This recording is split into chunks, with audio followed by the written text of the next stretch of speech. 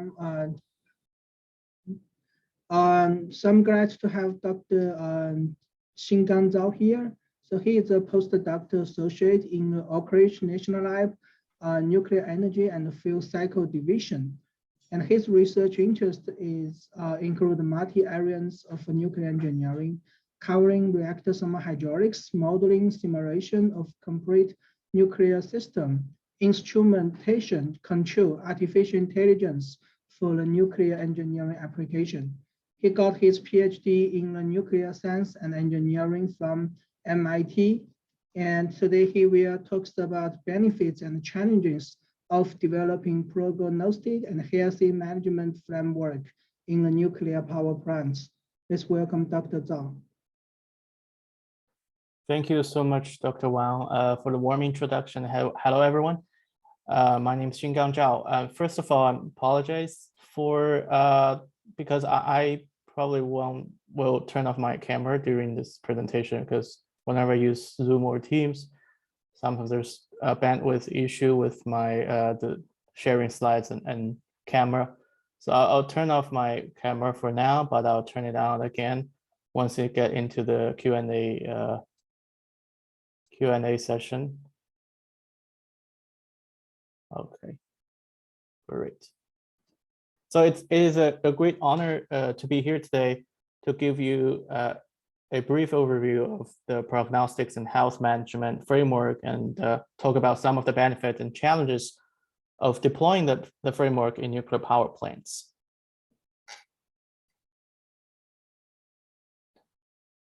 So before we get started, I just want to use this slide to sort of highlight some of my current and past work as a PhD student at MIT and also as a postdoc at the ORNL. So aside from Jun's introduction, a major ongoing project that I'm working on is the design of risk-informed autonomous operation for advanced reactors. This project has been funded by the DOE Nuclear Energy Enabling Technologies program. It involves the collaboration from MIT, RPI, and the Oak Ridge National Laboratory. And the goal is to develop and demonstrate artificial reasoning systems for operator decision support aided by the autonomous control techniques such that capabilities for risk-informed autonomous operation can be improved. And within that project, we recently published a review paper about prognostics and health management in nuclear power plants, as shown here, and with a special focus on modeling tools and in particular approaches that are driven by data. The other highlighted projects here were more related to my PhD work on computational thermal hydraulics, reactor safety analysis, and physics-informed machine learning. So if you're interested in any of those topics, I'll be more than happy to have discussions offline with you. And just this is my email address here. So with that, let's get started. The United States have the largest number of commercial nuclear reactors in the world. The operating fleet has generated about 20% of the nation's electricity supply since mid-1990s, and by far the highest capacity factor of any energy source. Nuclear also makes up more than half of the nation's low carbon energy and has helped avoid more than 25 gigatons of carbon dioxide emissions over the past 50 years. So if you look at the figure on the bottom left and you scale up to the number to the entire world, you can see that the avoided emissions by nuclear actually have passed 60 gigatons. And the majority of the avoided emission happens in advanced economies. However, despite the important role of nuclear in the energy transition to meet climate goals, the nuclear industry is actually facing an uncertain future in many countries, especially in advanced economies such as the United States. And the reason behind this is mainly economic and driven by relatively weak growth in electricity demand, the low natural gas prices since 2008, and increasing penetration from renewables. And these unfavorable market conditions are putting pressure on the financial performance of US nuclear power plants, and which may lead to their early retirement. So the top figure here shows the US electricity generation mix. And you can see a rapid increase in the share of natural gas as well as renewables in the overall electricity generation mix since 2000.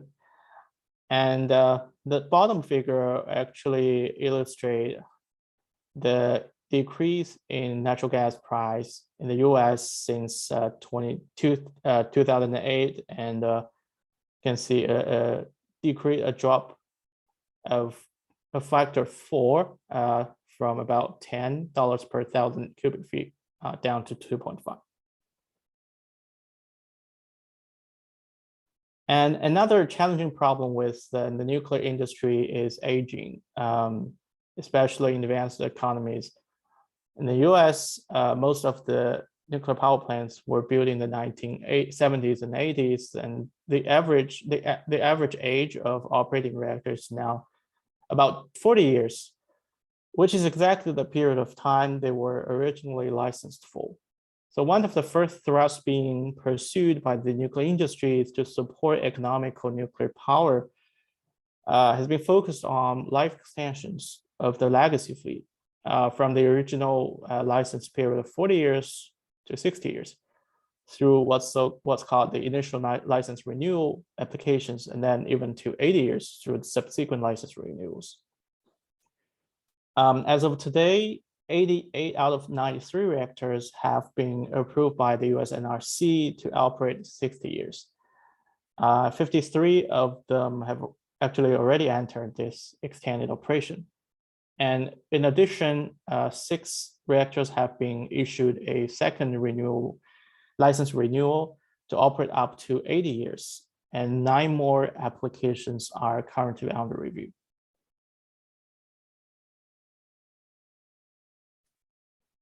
And according to this right figure, the life extensions of current nuclear power plants are considerably cheaper than any new construction and will be cost effective and competitive with any other generation technology. The data was provided by the International Energy Agency back in 2019. And the figure actually compares the projected US levelized cost of electricity, which is defined as the average cost to build and operate a power plant over the lifetime of the plant, divided by the total electricity output over the same period. So the figure compares different LCOE costs associated with the different technologies projected in 2040. And here the new nuclear actually, I think they refer to the current new construction in the United States, which is the only 2 AP1000 units at the Vogtle plant in Georgia. So the high number shown here is apparently correlated with AP1000 construction problems, long delays, and cost overruns. And the nuclear lifetime extension here represents a 20-year extension from 40 years to 60 years. Unfortunately, the long-term operation of current nuclear power plants alone by themselves can only provide temporary support for the transition to clean energy. And we still need new builds, and those new builds will be predominantly advanced reactors. And the near to midterm interest in the United States include light water reactor-based small modular reactors, mature generation 4 designs, including the high temperature gas-cooled reactors, molten salt reactors, as well as the liquid metal cooled fast reactors. And finally, they're also interested in microreactors. So with these so-called advanced reactor technologies, we actually really place more emphasis on simplicity and increased safety features. They require additional I&C and remote monitoring over the current fleet due to different reasons, such as extended fuel cycles and exposure to harsher environment. They seek for predictive maintenance and practices and ultimately autonomous operation. Sometimes they need remote siting with reduced reliance on human labor, and most importantly, they require cost reduction as compared to the current generation. So within the activities of both current fleet and the construction of advanced reactors, attention has turned to enhanced asset management for safer, more reliable, and more economical operation of nuclear power plants. We have had decades of global operational experience suggesting that greater situational awareness of the condition of the key structures, systems, and components, or SSCs, is essential for managing and mitigating plant asset degradation. The traditional approaches to maintenance, including corrective and periodic maintenance strategies, while they compiled with the defense in-depth policy and were proved to be adequate for maintaining safety margins in the past, they were found not to be optimized in terms of cost and time.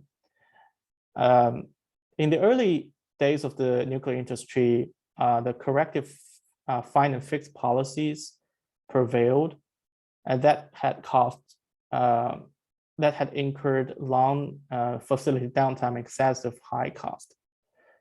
Later on in the 1970s, the time-based periodic maintenance strategies became popular.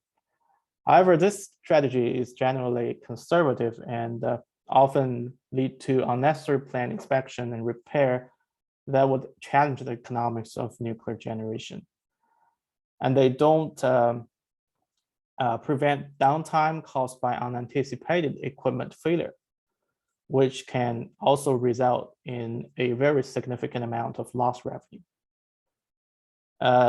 Notice that under the current NRC rules, the performance monitoring and management of active SSCs, by active, I mean those SSCs who must move to perform their normal functions, they have been covered by the NRC's maintenance rule, which is essentially time-based. And similarly, the performance management of passive SSCs, or those who do not move during their intended functions, is managed through the periodic in-service inspection under the aging management program. So to reduce the operations and maintenance costs, it is really necessary to shift from the uneconomic find and fix or periodic maintenance strategies to the more cost-effective just-in-time repair policies or predictive maintenance. This third paradigm actually relies on continuous monitoring and full awareness of the equipment health condition throughout its life cycle, or in other words, using the principles of prognostics and health management, or PHM.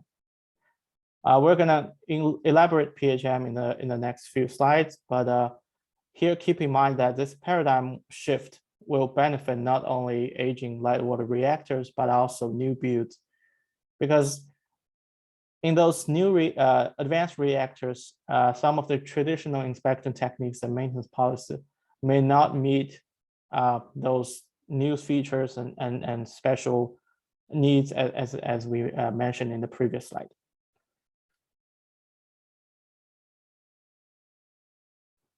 So the principles of PHM actually refer to predictive maintenance strategies that rely on continuous monitoring and situational awareness of the plant asset health condition. And the benefits brought about by PHM are in terms of both safety and economics. First, PHM is the enabler technology to apply condition-based maintenance for active assets instead of time-based, and automated online monitoring for passive SSCs instead of periodic inspection. PHM will allow early warning of asset degradation through incipient fault failure detection, as shown in this figure on the right, and potentially prevent serious failure consequences, and also in the meantime help reduce the burden of unnecessary maintenance activities. As a result, deployment of PHM in nuclear will lower the O&M operations and maintenance costs. The O&M costs actually represent a crucial disadvantage for the industry, and they comprise more than 2/3 of the total operating costs in NPPs, as illustrated in the bottom right figure. So if you compare nuclear with other source of energy, you can see clearly that the share of O&M costs in nuclear is significantly higher than the cost in other technologies, also as compared to the fuel cost. So by applying PHM, the estimated annual fleet-wide savings can be more than $1 billion. And finally, PHM-enabled applications also include enhanced autonomous control capabilities and automated planning capabilities, so which will in turn reduce the staffing burden in terms of reliance on human labor and the frequency of the maintenance activities. And notice that the labor costs actually account for about 80% of the total O&M costs in US plants. So in a nutshell, the PHM framework is built upon integrated situational awareness and proactive decision-making. And the PHM, a complete PHM framework has 5 modules. We use sensor technologies to collect data from the target asset, and continuously monitor for indicators of incipient faults. And once a fault or anomaly is detected, we will diagnose this fault, which is to first locate the fault to a specific component or area of a structure. This is also called fault isolation. And then to determine the root cause of the fault, also called fault identification. And from this module, we can determine the current health state of the monitored asset. And depending on how the target asset will degrade, we'll apply an appropriate prognostic model to estimate the remaining useful life. And finally, results from both diagnostics and prognostics will be combined to inform the O&M planning and to proactively manage failures. I would say each of these 5 modules are equally important. We're not going to further elaborate these modules in this presentation, but the review paper that I mentioned in the very beginning actually surveyed the state of the art and the practice for each module. But for the next several minutes, I'm going to talk a little bit more about the general approaches to PHM modeling, and then try to give some research examples for nuclear. And just before that, a very brief statement on the background of PHM. So basically, the concept of PHM did not initiate from nuclear. It started with the US Air Force back in late 1990s, and then got extensively researched and used in different fields, aerospace, aviation, energy, civil, chemical, etc., you name it. So basically, the research had found that PHM would be applicable to any complex engineering system.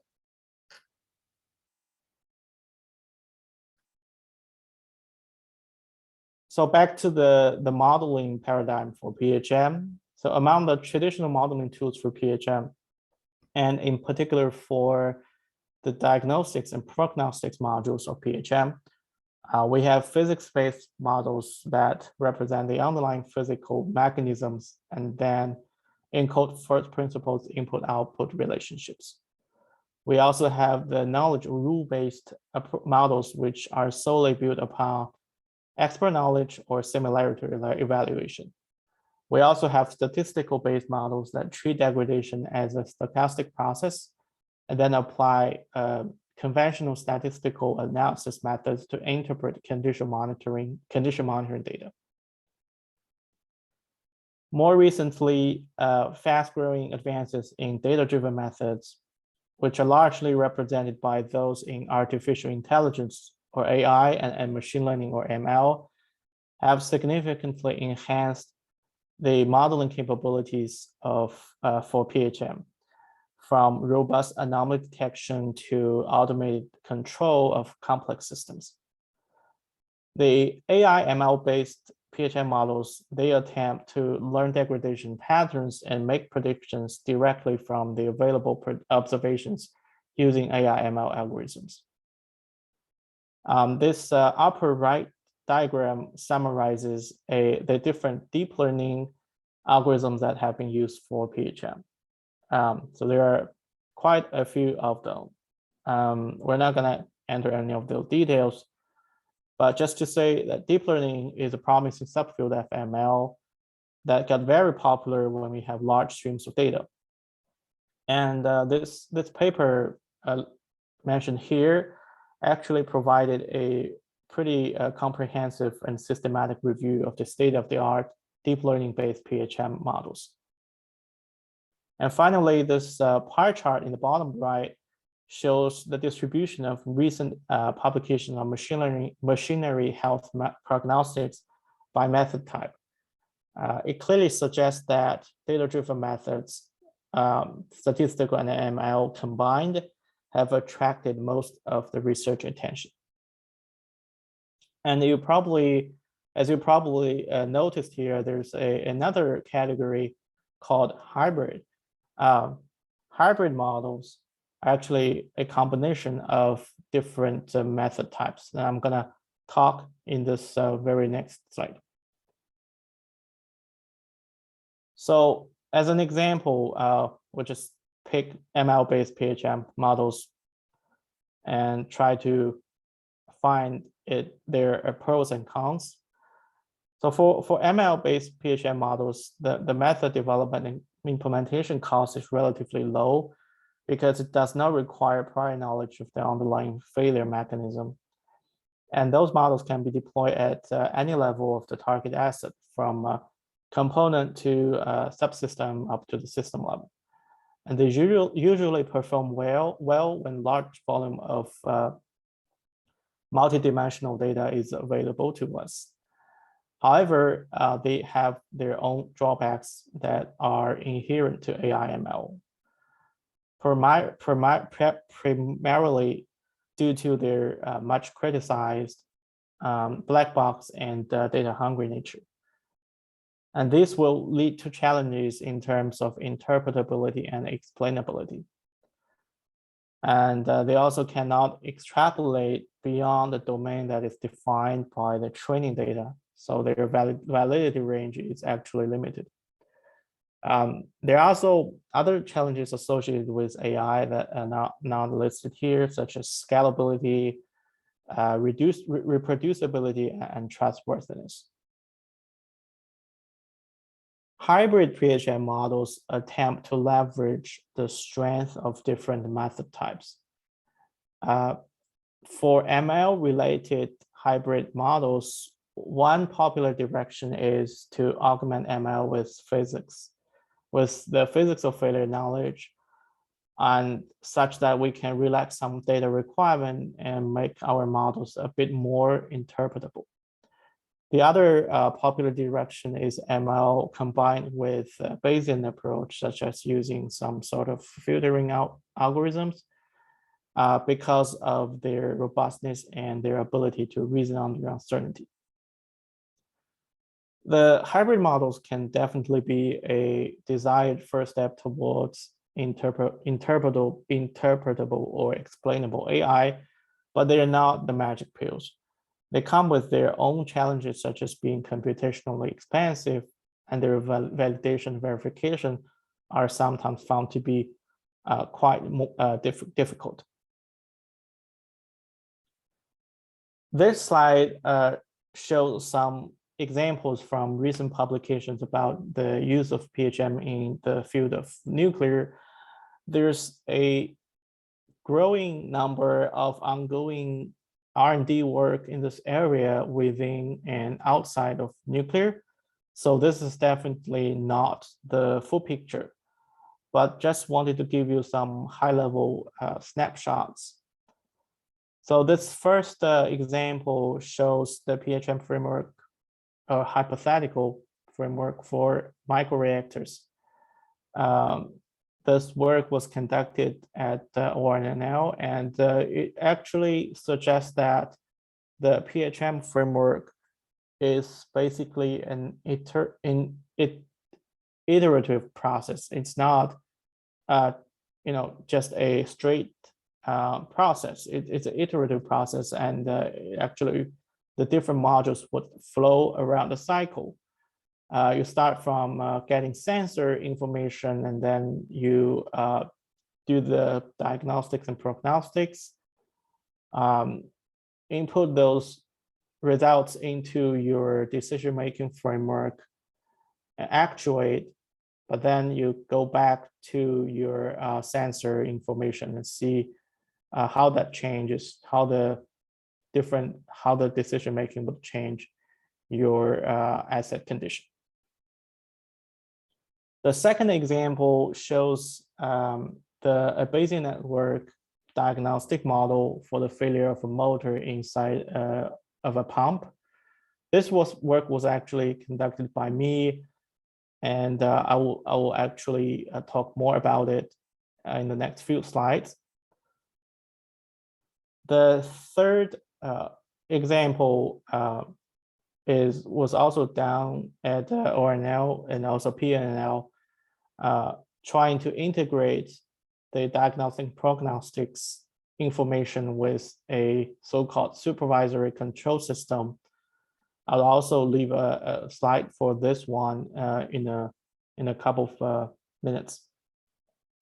And finally, we have the bottom right figure, which represent a digital twin frame workflow for the NAMAC or the nearly autonomous management and control system that is enabled by the AI ML driven PHM. So for the next 10 to 15 minutes, I'll quickly show two recent PHM examples in nuclear, as I mentioned in the previous slide. This first one is about diagnostics and failure probability estimation, or in other words, evaluation of the current state of the monitored asset. The work was done within the scope of the DOE NEAT project on design of risk-informed autonomous operation for advanced reactors.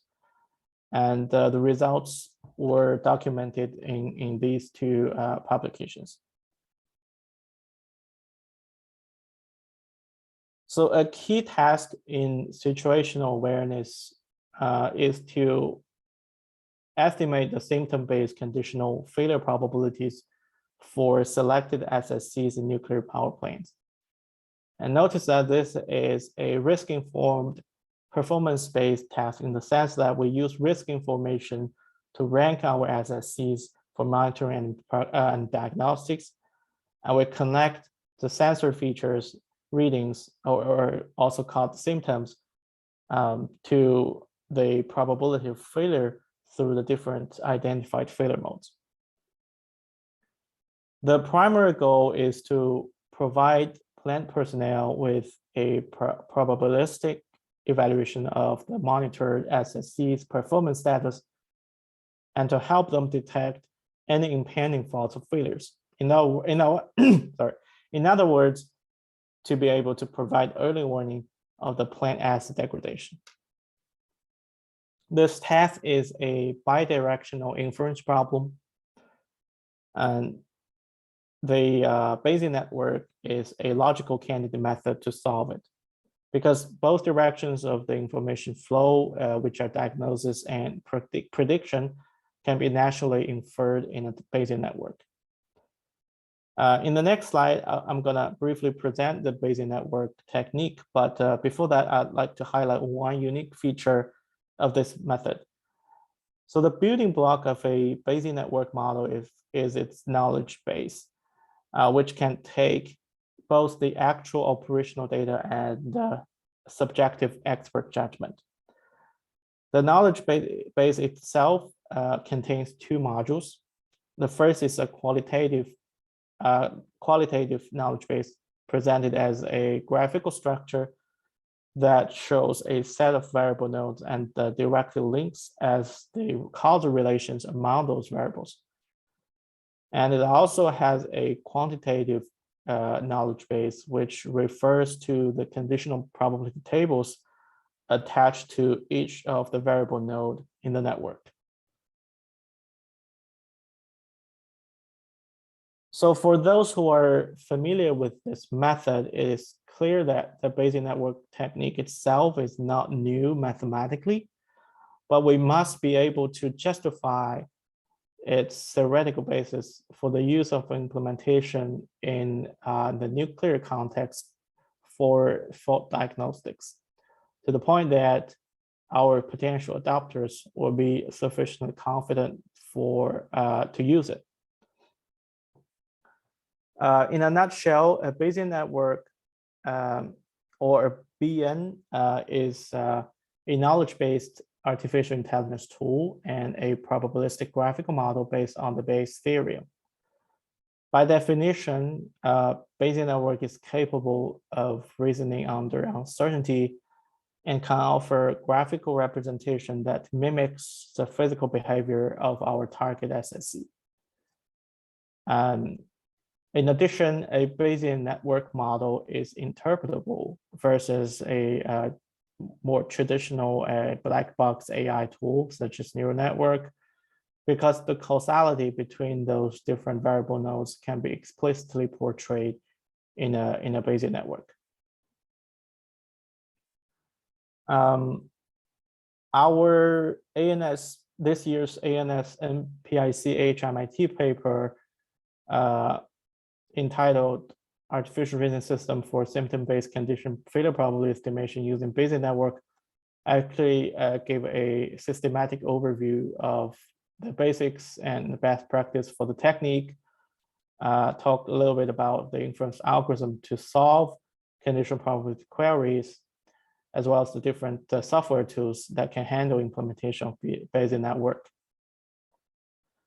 But very briefly, we can rely on different inference algorithms to provide either exact or approximate solutions to the conditional probability queries in a Bayesian network, as you can see listed here in the bottom left. Again, details are provided in the ANS paper. And there are two categories of Bayesian network software. The first one is being the expert system shells. This figure on the bottom right actually shows the different modes in the expert system shell. So there's this edit mode and also the query mode. The edit mode actually involves transferring the knowledge base to the Bayesian network through the graphical user interface. And the query mode uses the inference engine of the expert system to compile the causal relationships established in the edit mode, and then to compute the output probability distribution values given the evidence input from the graphical user interface. And then we also have the second category of software, which are sampling-based tools. Those tools are more flexible as compared to expert system shells, as they are driven by a large number of data. So speaking of data, I'd like to use this opportunity in this slide to elaborate it a little bit more. So first, why do we need data? I mean, for Bayesian network, the building block is knowledge base, right? And we need data for two reasons, for both of the qualitative and the quantitative knowledge base. For qualitative knowledge base, data come from expert elicitation and literature or manuals, versus quantitative knowledge base would rely on actual operational data and subjective expert elicitation. So as I mentioned, we can rely on actual plant records, which are have the least bias among all sources of data, but they are not easily accessible. And the interim solution would be to use simulation or synthetic data. The expert knowledge can be quite useful, at least for the construction of the qualitative knowledge base, but they are subjective in nature. And finally, the information from the literature and the manuals can be used for initial baseline construction. And what are our target assets? What are the most interesting assets to us? So we're interested in balance of plant assets that are failure prone and risk important, especially the cases that would have strong operating involvement. And it turns out that the balance plant or BOP assets would have the highest probability of triggering transients, and transients actually dominate the risks in a nuclear power plant. And it has been found that the rotating machinery ranked the highest in the contribution to the lost operational availability to the current fleet of the US plant. So it is critical to be able to improve the availability of the balance of plant side assets, enable to maximize the profitability of a nuclear power plant. The challenge associated with this quest for data is that while the nuclear industry has been there for 40, 50 years, we found that most of the recorded operation data are either not publicly available or not useful from the perspective of reliability improvement or production. And there are different reasons behind this lack of data. First, we did not have much customer needs until quite recently. The current INC implementation in nuclear power plants may not be enough for PHM purposes. And also, reasonably, we also have security concerns and IP protection for different types of data. Unfortunately, the effectiveness of the artificial reasoning system based on Bayesian network is strongly correlated or related to the quality and quantity of the data that are available to us that can be reflected in the both the qualitative and the quantitative knowledge base. We recommend a campaign for integrated model building and data collection, and to create a roadmap for coordinated data sharing through the collaboration of DOE and the nuclear industry. A desired first action would be to create benchmark testbeds that can generate common data, and also to synergize the different efforts for method development.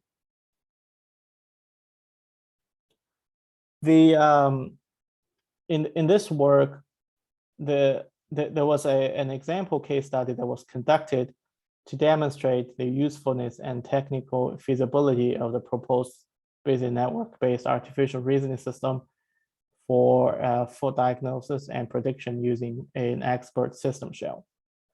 So the target asset here is a hypothetical motor-driven centrifugal pump, which is essential high-risk SSCs in any plant. And the expert system shell used here is called SAM-IM, which is a free software tool that can support various inference and learning tasks for Bayesian network. We relied on our state of knowledge and inputs from the literature to construct the initial knowledge base, because at that time, we could not rely on expert elicitation or operational data.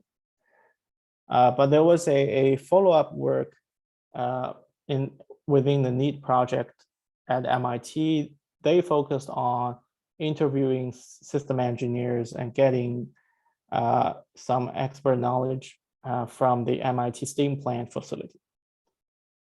One challenge we faced for this specific example was the absence of clarity and consistency with respect to the terminology and causality information. So we had to rely on subjective interpretation to align the level of details with the scale of our Bayesian network. Our knowledge base that was constructed is really an initial one. It's really preliminary, and we did not intend to cover a comprehensive set of failure mechanisms or monitoring techniques. But in practice, to come up with a complete knowledge base, it is important to use both the expert elicitation and data-driven learning, and also to go through multiple rounds of iteration for refinement, verification, consistency check for the final model. So a Bayesian network, from its qualitative knowledge base, as mentioned in the previous slide, will actually give you a graphical structure that represents a set of failure, fault, and sensor feature variables, and also the causal relations among the identified variables. So here is the Bayesian network's graphical structure for the pump failure. From top to bottom, we have 5 layers in this structure. So at the very top, we have the top event, which is the failure of the target SSC, in this case, the pump failure. The second level is the failure mode of the target SSC. So we decided to go with both the bearing failure and motor failure as well as impeller failure.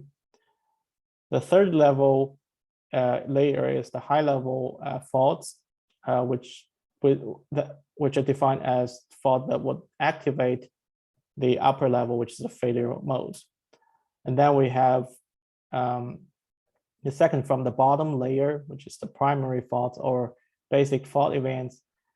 Those are the ones that would cause the high level faults. And the very bottom, we have the symptoms layer, or from the sensor readings. Those are the features that will give you monitoring of information about the status of the primary level faults.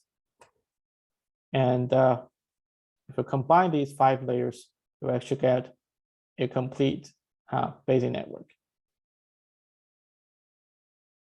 So given the initialization of the network and the instantiation of the evidence from the sensor features, we can run Bayesian network to obtain the conditional probability estimation for each variable of the fault and failure, which would further indicate the overall health condition of the monitored pump.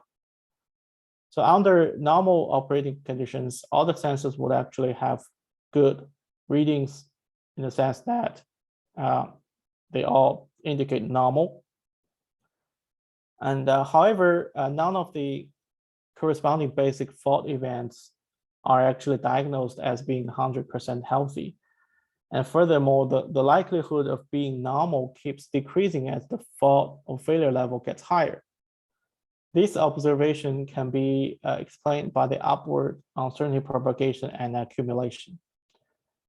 So a unique feature of the Bayesian network approach is that we can reflect from such a network the uncertainty, the knowledge of the monitored SSC and its symptom states.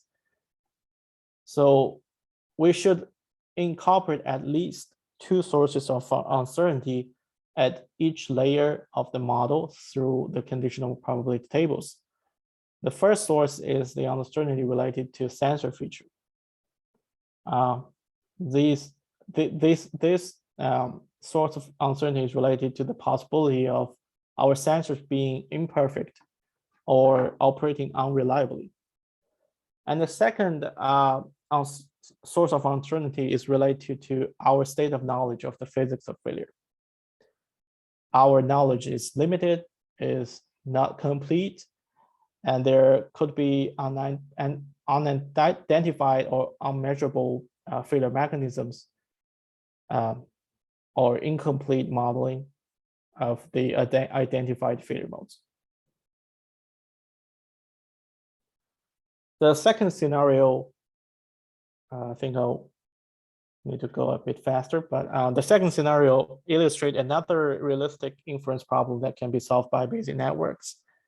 So here, given the evidence of severe motor failure, which is 100% at severe state for the top event, and partially accessible sensor readings, so actually there are 3 out of the 6 symptoms are available or observable, the other 3 are not.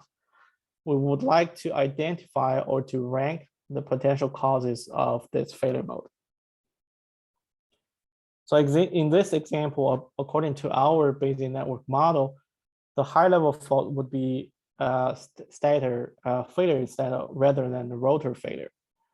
And we could actually rank the possible basic fault events by their likelihood of being at the severe and incipient state.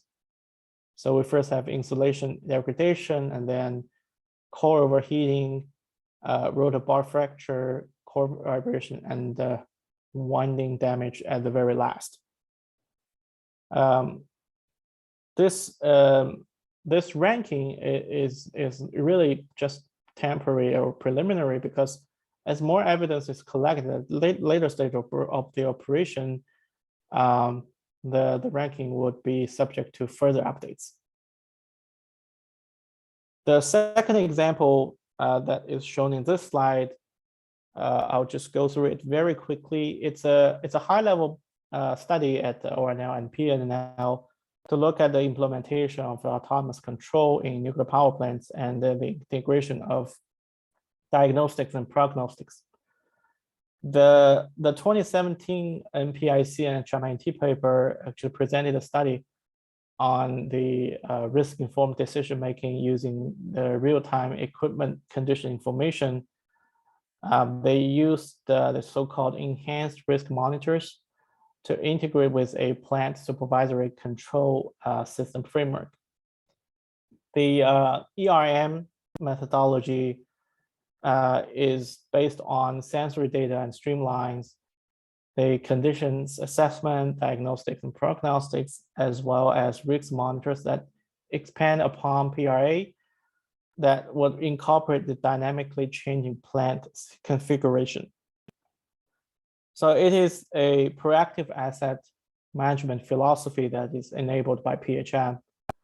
And with this philosophy, ERMs can offer enhanced situational awareness to plant supervisory control and for O&M planning. The supervisory control system is designed to address the need for plant coordination that accounts for the component degradation in the decision-making. So it's focused on non-safety systems, and they integrate information from multiple sources, including information from diagnostics and prognostics. And the decision-making step involves two parts. The first being a probabilistic assessment that use data from the individual ERM to update the event tree and fault tree models with real-time estimation of the failure probability.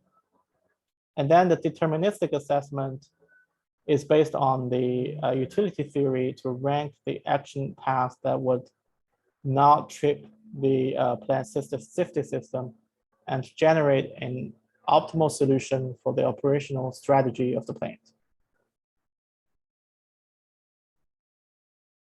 This is the second to the last slide I have. I would like to use the very last two slides to conclude, but also to highlight some of the domain-specific challenges for the deployment of PHM in nuclear. Because PHM actually started in non-nuclear fields, and adapting them in the nuclear context could face some additional challenges. The first being data, as highlighted in a previous slide about the Bayesian network example. We have very limited degradation data, even lower availability for round 2 failure data. And not to mention that we are still yet to collect any data for reactors beyond the 2nd generation. And with PHM, especially data-driven methods, the effectiveness of the models is constrained by the quality and quantity of relevant data that are available to us. The second challenge is that the failure modes and degradation processes for certain assets remain poorly understood, especially those that are exposed to harsh operating environments. And this is a key need for hybrid PHM development, although in those cases, we probably won't require high fidelity modeling. The sensors are critical. Currently installed sensors in nuclear power plants may not be enough for PHM purposes, and in particular for passive systems. The optimal sensor placement is very important to ensure marginally intrusive coverage at a very reasonable cost. And so is the higher sensor reliability. And finally, the regulatory requirements for PHM implementation in nuclear power plant are not clear. We know for sure that adding any INC for safety-related systems would need approval from the regulators. Instead, we'll consider non-safety related assets as the ideal candidates for PHM coverage. And finally, given the current regulations, data-driven methods, and especially the AI ML-based methods, would only be used for operational decision-making, but not in any of the safety and protection systems anytime soon. I'll conclude my presentation with some potential solutions to fill the gap. So first, in terms of data, we need normal and fault data for both steady state and transient conditions. We call for an integrated model building and data collection campaign through the benchmark testbeds and roadmap for coordinated data sharing led by DOE and industry. In the meantime, we could rely on artificial data generated from high fidelity simulations. We definitely need in-depth R&D on data and physics integration for hybrid PHM models. We need to address the AI challenges and make it more interpretable, explainable, and trustworthy using methods such as transfer learning, federated learning, and meta-learning. We also need to tackle small data problems. We need novel inspection and sensing techniques, and we need more R&D on optimal sensor placement. And finally, we could rely on the intersections of PHM and PRA for asset management from component up to the system level. And last but not least, we need a robust and unifying assurance framework to evaluate our PHM models through the means of validation verification, standards that are applicable to nuclear, and also uncertainty quantification in each of the modules in PHM, and finally, the propagation of such uncertainty. And with that, I'll conclude my presentation, and thank you so much for your time. And I'll see if I can turn my video back on and stop sharing. Okay, thanks, Xingang, for the very impressive presentation. So do we have any questions from the audience? I have a question. I think you mentioned it at the end, maybe I missed it earlier on, but it seems like there's especially when you're showing those Bayesian models, there's a clear connection between fault tree analysis for PRA and the Bayesian analysis. Is that sort of we're very good at doing PRA in the nuclear business. Is that a sort of a skill set and a sort of connection that's being leveraged in putting these things together? I agree with your statement, but for that work in particular, we did not look at the PRA, but leveraging PRA and PHM is definitely a desired step, because as you said, nuclear is very good at using PRA, but the Bayesian network itself looks similar to fault trees, I agree, but they're also different. I would not say that at this stage, fault tree, event tree has been connected with the Bayesian network in the work that I mentioned, but that is definitely a good direction to go. Yeah. Yeah, I get that they're different, but it seemed like there's sort of some overlap, and yes, anything that overlap might help move things forward. So yeah. Yes, cool. Yes, definitely. Yes, I agree.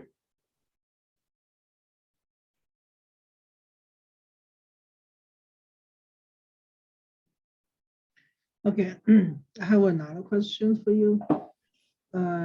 So where did you get your data source for your pump case example? Literature. For that case study in particular, we just rely on manuals. We had manuals for different pumps, and we just look at the openly accessible data, not data, literature to get those qualitative knowledge base. But for the quantitative ones, we just rely on our state of knowledge and made some speculations, because at that time we were not able to get access to expert knowledge on nor any of those operational data. But as I mentioned, there was a follow-up work within the same scope of the project, the same project that rely on data from the MIT cogeneration plant. Because we were looking at a pump, so a pump is a pump, no matter if it's located in a nuclear power plant or any other facility. Yeah. Okay, thank you. So if we don't have other questions, let's thank our speaker again, and everyone have a good rest of your day. Thank you. Thank you.